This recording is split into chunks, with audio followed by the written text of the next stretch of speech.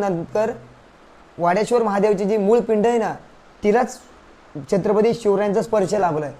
त्याच वाडेश्वर महादेव मंदिराच्या तुम्ही जर का तिचं एकंदरीत तुम्ही त्याचं स्ट्रक्चर पाहिलं किंवा तिचे एकंदर वास्तुशास्त्र पाहिलं तर त्याच वाडेश्वर मंदिराच्या आम्ही ज्यावेळेस मागच्या साईडला आलो, ते नंदी महादेव होतं, एक मुख होतं.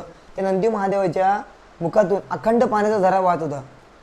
आणि त्याच मागे आम्हाला असं दिसलं त्याच भिंतींवरती की तिथनं अक्षरशः चुनखडकांचे ते प्रवाह प्रवाहित झाले होते.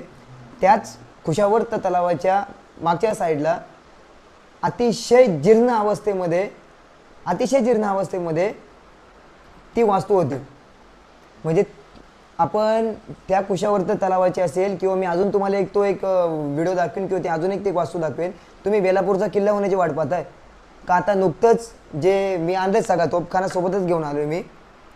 आता आपल्या एका महाराष्ट्राचा गड किल्ला आहे त्याचं रत्नागिरीचा जयगड किल्ल्याचा बुरुज उद्योगधंद्यांच्या कामामुळे पडला. जबाबदारांनो कारवाई झाली का? प्रश्नचिन्ह. आणि अजूनही मला वाटते की अकोल्यातला अजून एक कोणतरी गड आहे. अकोल्यामधील बालापूर बुरुज मुसळधार पाऊस व पावसाचा जलसाठा व संरक्षक उपायांच्या अभावामुळे तो अकोल्यातील बाळापूर बुरुज हा मुसळधार पावसामुळे पडला.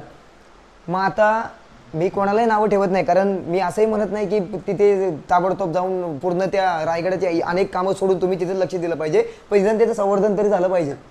आता हे मी घसा फोडून कितीही बोललो तरी फरक पडणार नाही महाराष्ट्राला, मला माहिती आहे. पण नक्कीच मी ते दाखवू शकतो की कशा प्रकारे त्याची अवस्था आहे. तुम्ही सुद्धा नक्की पहा. रायगडवरती बघत आहोत. विनंती करतो की आपण इथूनच त्याचं बघण्याचा प्रयत्न करावा, कारण ही वास्तू आम्ही तरी बघतो की आता सध्या घडेल तरी पूर्ण ढासळण्याची याच्यात आहे.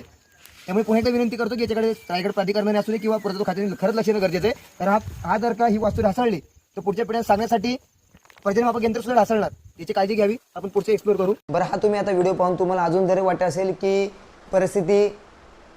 संभाव्य परिस्थितीनुसार परिस्थिती हाताबाहेर गेली नाही, तर आता मी तुम्हाला एक दुसरी वास्तू दाखवतो जी छत्रपती शिवरायांच्या दूरदृष्टीप्रमाणे त्यांच्या तुम्ही समजू शकता की काय दुर्गशास्त्र असेल महाराजांचं. तुम्ही ही वास्तू पहा. ढासळण्याच्या